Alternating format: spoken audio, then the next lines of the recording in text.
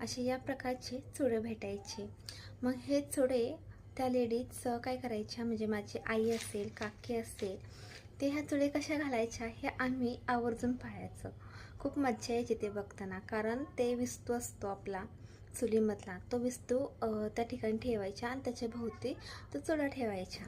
डांबरी चुडे असायचे आणि लाखाचे चुडे. आता अलीकडे निदान सिटीमध्ये तरी लाखाचे चुडे भेटत नाही आहेत, लाख म्हणतात त्याला, आणि डांबरी चुडे.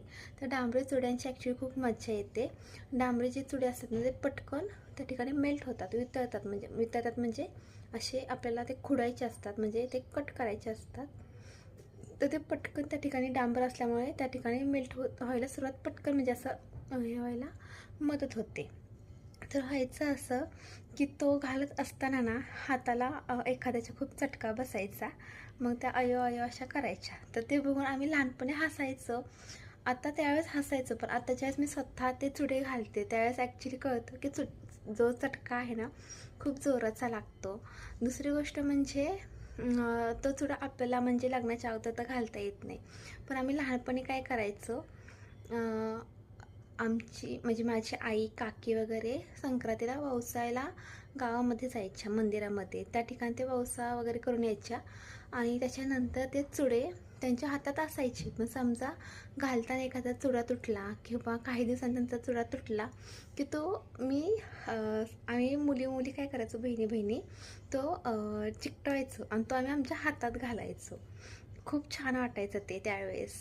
दुसरी गोष्ट म्हणजे जे वौसा वगैरे घेतात, बदाम वगैरे, अख्खे बदाम. आता अलीकडे कसं ना सगळ्यांच्याच घरात बदाम असतात. तर कोणी अख्खा बदाम यूज करतं किंवा नाही. मी स्वतः देखील ॲक्च्युली अख्खा बदाम नाही यूज करत, कारण घरामध्ये असतात आता, तर तेच यूज करते मी. तर त्यावेळेस तो अख्खा बदाम, खारीक हे आम्ही त्या ठिकाणी फोडून खायचो. अख्खा बदाम ना असं फोडून खायचं, खूप छान असायचं ते. त्यानंतर ते उखाणे वगैरे घ्यायचे वौसा पदरात घेत असताना, ते देखील आम्ही खूप एन्जॉय करायचो. दुसरी गोष्ट म्हणजे जेव्हा त्या सगळ्या बायका देवळामध्ये वौसायला जायच्या त्यावेळेस सगळे आमचे जे जेंट्स होते, आमचे जे भाऊ होते, ते काय म्हणायचे, बघा आता महालक्ष्मी कडक लक्ष्मीच रूप धारण करून येतील आता घरी, त्यांच्याकडे आता बघण्यासारखंच त्यांचं रूप असणार आहे.